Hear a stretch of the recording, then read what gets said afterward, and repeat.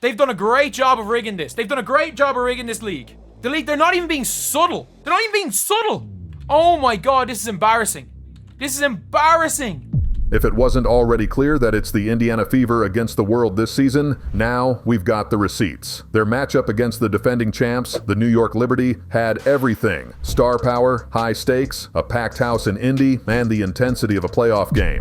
For many, it felt like a championship preview. Two of the league's most electrifying teams clashing on a national stage. It should have been a huge moment for the WNBA. But, in typical W fashion, controversy stole the spotlight. This time, thanks to the refs.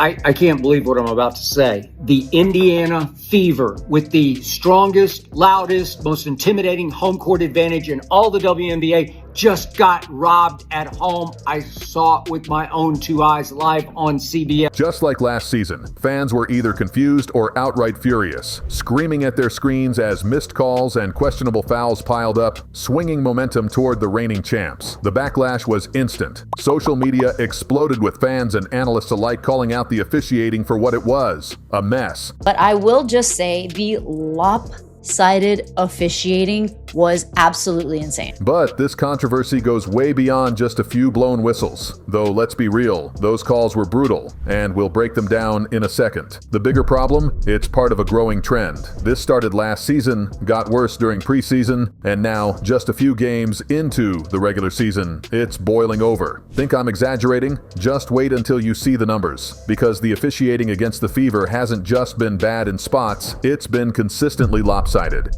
Game after game, and the stats are embarrassing for the league. Things have gotten so out of hand that even the Fever are speaking out. Head coach Stephanie White didn't bite her tongue after the Liberty matchup. She fired off a warning, no sugarcoating it. And even Caitlin Clark, who normally plays it cool, slipped in a sharp jab of her own. We're about to break down exactly what happened. But first, hit that like button if you think the refs have it out for the Fever, drop a comment if you disagree, and don't forget to subscribe. This is another year and another case of WNBA referees dropping the ball, not making the right calls when it comes to Caitlin Clark. What you're about to see and what's got fans, analysts, and even players fired up isn't just a bad night of officiating. This is a pattern, a long, frustrating, and at times borderline dangerous trend. And it didn't just start this season, it goes all the way back to last year. From the moment Caitlin Clark set foot on a WNBA court, it was clear she was going to be officiated differently. The physicality went up a notch, opponents were getting away with more, and the refs, they kept the whistles quiet.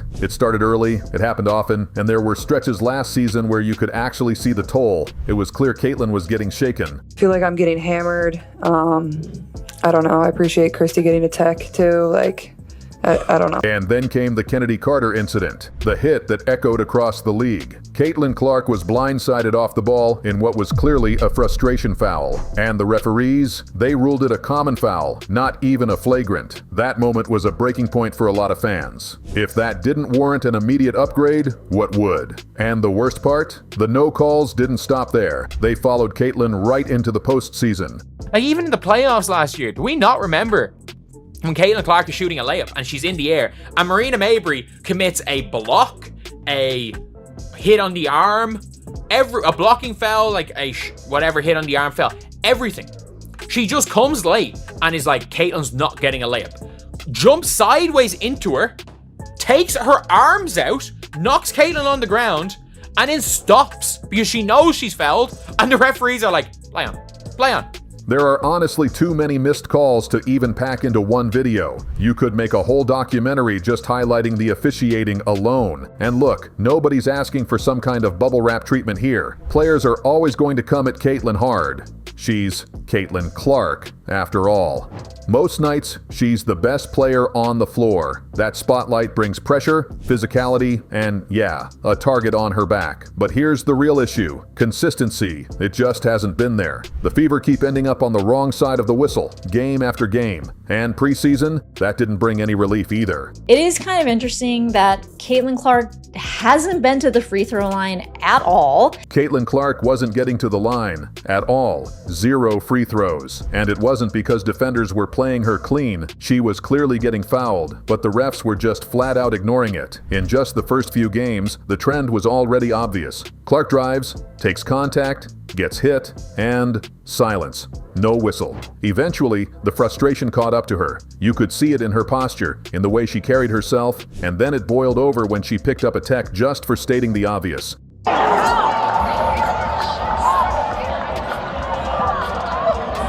And in the 3 regular season games leading up to the Liberty Showdown, the lopsided calls kept piling up. Stephanie White is going to break down the numbers shortly, and they're staggering. We're talking a clear-cut disparity. Yet, some folks brushed it off, calling it typical early season inconsistency, insisting the officiating would even out soon. But the Fever's high-stakes matchup against the Liberty, the reigning champs, was the ultimate test. And before we dive into the officiating drama, let's be honest. This was a phenomenal game. Packed with intensity, a roaring crowd, playoff caliber energy, and both squads delivering. I mean, they have 9 baskets, and I have them unofficially with 7 right-handed layups. Clark found a hole in the defense. Now Caitlin's going to wait for Aaliyah Boston here. Goes over the top, Boston, the catch fading away, goes off the glass. Lexi Hull was electric, making impact plays all over the floor, and Aaliyah Boston showed everyone why she was the top pick in 2023. The chemistry between Caitlin and Aaliyah was undeniable. Caitlin was slicing through the defense with pinpoint passes, and Aaliyah was powering through the paint for strong finishes. They were locked in, reading each other in real time and putting serious pressure on New York's defense. The best passing connection I can remember since John Stockton was feeding Karl Malone back in the Utah days. And even though Caitlin didn't have one of her signature standout games by the numbers, she still gave us those flashes that remind everyone exactly why she's special. She nailed tough shots, dropped ridiculous dimes, and had a few stretches that brought the crowd to its feet. Even when she's not at her peak, she leaves her mark, and that's the difference between being a star and being a superstar. It may not have been her biggest stat night, but it was still packed with highlight moments.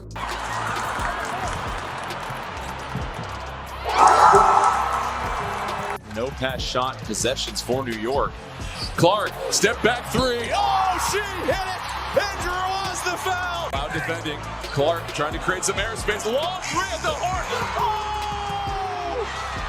The show was on point. 2 evenly matched teams, playoff intensity, and a packed, lively crowd in Indy. This was the kind of high-profile clash the WNBA hopes for. Star power, rising drama, and a close game from start to finish. But when the final buzzer sounded, none of that took center stage. Instead, the spotlight was on the referees, sparking all the conversations afterward. It was one of the worst referee games I've seen.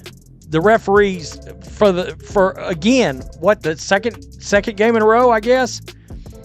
Definitely for the second game of the season, the referees swallowed their freaking whistles. The foul call disparity was obvious. The Liberty racked up 32 free throw attempts while the Fever managed only 15, more than twice as many. In a tight game, that gap isn't just noticeable, it's game-changing. It wasn't just about the numbers either. The Liberty were getting calls on light contact, while Caitlin and her teammates were body-checked without whistles. It seemed like 2 entirely different sets of rules were being applied. The New York Liberty were at the line 32 times to the Fever's 15, and it was just so obvious. Now, I get calling fouls, I get not calling fouls, but in this instance, there were similar fouls that were not getting called on the New York Liberty that were going towards the Fever. If you're gonna call every ticky-tacky foul, okay, call it, but call it for both teams now. But then there's Caitlin Clark, just like in the preseason and throughout last season, getting hacked with no calls and zero protection from the refs.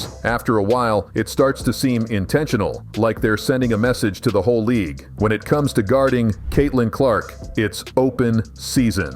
They just kept shoving Caitlin. They're like, well, they can't just keep calling fouls. I'm like, they're literally just running around hacking her.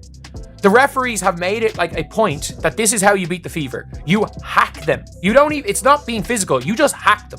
Because the referees are going to allow them to be hacked. Late in the game with the Fever, hack them. Not being physical, hack them. Don't go for the ball, hack them. And if the overall officiating wasn't already bad enough, the final moments sealed the deal. Tie game, last seconds, the Fever perfectly poised to snatch a win from the reigning champs. And then the ref stepped in. What was that play? Oh my God, this is rigged. This is rigged. She got yanked fell on her hip. That's a hack! That's a hack! That's a hack! Oh my God, they hacked Luana Bonner and they hacked Caitlin Clark. They are both hacks. They are both hacks. They hacked Fever twice, and then there was a phantom foul called on Sabrina Ionescu. With the game tied and the Fever aiming for the lead, Dana Bonner drove to the hoop and got absolutely crushed. To the hip. Clark dumps it off. Bonner blocked at the top. Here, and Caitlin. Heavy contact, everything that should have blown the whistle, but nothing. Then came the phantom foul. Lexi Hall played perfect defense on Sabrina Ionescu without initiating contact, yet 2 free throws were given. It was a crushing blow, and the refs weren't finished. Then came the absolute worst call, the final possession. And this is the worst one. There's 1 foul, there's 2 fouls. Then she holds her, watch this, with her shoulder and on her arm when she follows through and then fouls her for the 4th time on her arm. With one final opportunity to tie or take the lead, Caitlin Clark was fouled repeatedly, but the refs stayed silent. Her frustration was clear, arms raised, yelling in disbelief. And the craziest part? The refs wouldn't even meet her gaze.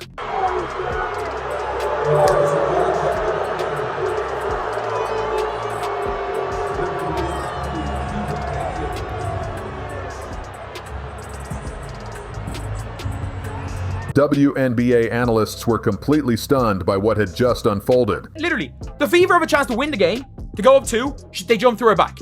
Caitlin Clark shooting a shot, and Natasha Howard does the dumbest thing she can possibly do by fouling Caitlin Clark on a 3-point shot, and you ignored it.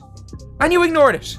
There are multiple fouls on the play, multiple fouls. She hacks her across the wrist as she's reaching to try to slap the ball away, and it was just an arm hack. Just a hack. And then as Caitlin tries to go up into, she's going left, but she's trying to go up into her shooting motion, there's body foul, and then there's an arm foul. Fans went off on the refs all over social media because this wasn't just a couple of missed calls. The game's inconsistency highlighted the ongoing anti-Caitlin and anti-Fever bias. Viewers noted Clark was getting hammered on drives with no whistles, while her opponents were handed free throws for minor contact. The WNBA referees are getting destroyed. And I mean, they are getting crushed online. Honestly, they're getting crushed during every single game. I've seen a lot of people come out and say, the WNBA referees, is this what it's about? Because they're the worst referees in the history of any referee. And that's the key. It's not just a one-time thing, it's a consistent pattern, backed by stats. It's gotten so bad that even Caitlin Clark and head coach Stephanie White are speaking out. Those clips are coming up shortly, but first, let's break down what fans are really focusing on. The free throw disparity. The Indiana Fever this season have a discrepancy minus 31 when it comes to free throws. That doesn't seem right. That's right. This season, the Fever are down by 31 free throw attempts. That's a massive gap in a league where games often come down to just a few key possessions. Being on the wrong side of a 30-plus free throw disparity isn't just a warning sign, it's a full-blown alarm. Usually, players and coaches keep quiet, try to stay neutral, and chalk it up to the game. But when you combine that kind of imbalance with all the missed calls, ignored fouls, and game-changing moments consistently going against them, someone had to speak up. And Stephanie White, she said it loud and clear. She's had enough. It's taken 4 games for Stephanie White to say, you know what? I've had absolute enough. Game 1, okay. Game 2, okay. Game 3, all right. But today was the last straw. Shout out to Stephanie White. The Fever coach stood up for her team. She demanded respect and she blasted the ref. In her post-game press conference, Stephanie White didn't mince words. She directly called out the officiating, highlighting the clear disrespect that had been piling up all season long. I thought she got fouled. I think it's pretty egregious what's been happening to us the last few games. A minus 31 free throw discrepancy. And I might be able to understand it if we were just chucking threes, but we're not. We're attacking the rim. And the disrespect right now for our team has been pretty unbelievable. So it's disappointing. that it doesn't go both ways, or it hasn't gone both ways. Coaches don't take this lightly. No one wants to call out the refs. But when it's this obvious, staying silent isn't an option. You have to speak up. Send a message to the league that this kind of nonsense isn't just being seen. It won't be tolerated. Stephanie White has lost her mind over it, and I don't blame her. I mean, at least she's standing up for the team, making it a public issue.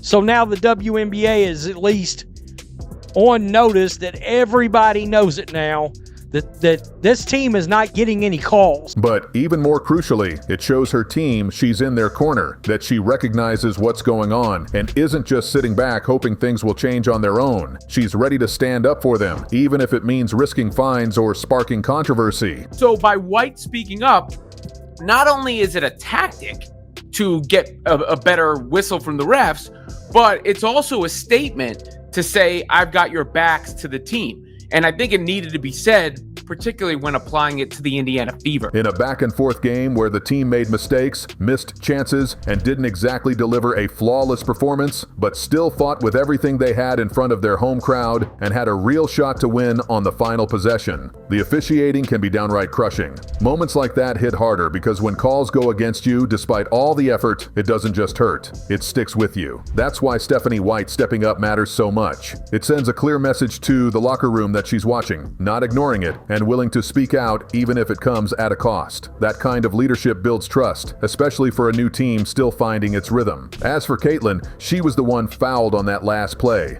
No whistle, no help. Everyone wanted to know how she felt, and while she didn't openly blame the refs, her frustration was clear. Sometimes, what's left unsaid speaks volumes. Yeah, I did. Not my best shooting night. I could take care of the ball a little bit better. Had some tough ones. Ones where my arm was getting grabbed, but whatever. But yeah, just keep at it there, keep shooting it. And then there was Aaliyah Boston, who went with the classic no-comment approach, staying calm and professional. But honestly, her silence spoke volumes all on its own. Physical into the game, I don't word this the right way. How do you accept officiating without letting it, I guess, affect how you go about and execute the rest of the game? Yeah, when it comes to accepting, it's like we don't really have a choice because they're going to call what they want to call. And so for us, I mean, even for me, I miss some of those easy around the rim. I think for me, I have to put them in the rim for just post talk. And we just have to finish through contact. If we don't get it, we don't get it, but we have to give ourselves the best opportunity to get that basket. What's even worse than how the officiating affected this game's outcome is that it's a recurring issue, and it's making the league look bad. This isn't just a single missed call in crunch time. It's a pattern, a trend playing out in front of millions of new viewers. Caitlin Clark has attracted an entirely new audience. Fans who might be new to the WNBA, but are definitely not new to basketball. They know the game, they recognize what a foul should look like, and they can spot when a whistle is fair or completely off. Most importantly, they're watching every night, every play. So when they see one team consistently getting favorable calls while another can't seem to get a break, they're not confused. They're frustrated. And it's not just about Caitlin Clark or the Fever. The frustration is spreading across the entire league. BG, right now you have 10 points, 5 rebounds. We see the Atlanta Dream as being very... Right now she's talking to the refs about holding.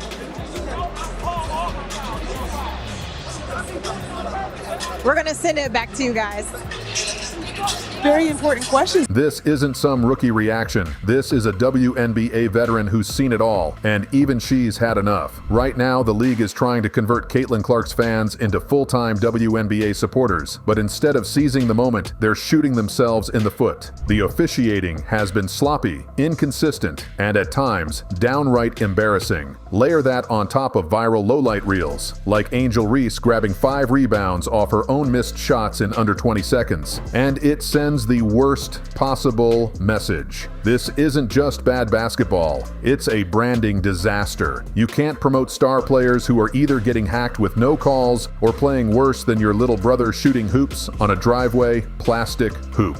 More eyes are watching now than ever before, and every missed call, every blown assignment, every biased whistle plays out live in front of millions. This isn't the time for unforced errors. It definitely isn't the time for favoritism. It's getting ugly. The Fever, they've had enough. Their coach has spoken, the players are feeling it, and the fans are furious. The big question, will the league step up before it's too late? Because they've got the moment, they've got the audience. But if they don't get it together fast, they're going to lose both. If you're still here, drop a GOAT in the comments, because that's exactly what you are for sticking with me. Catch you next time.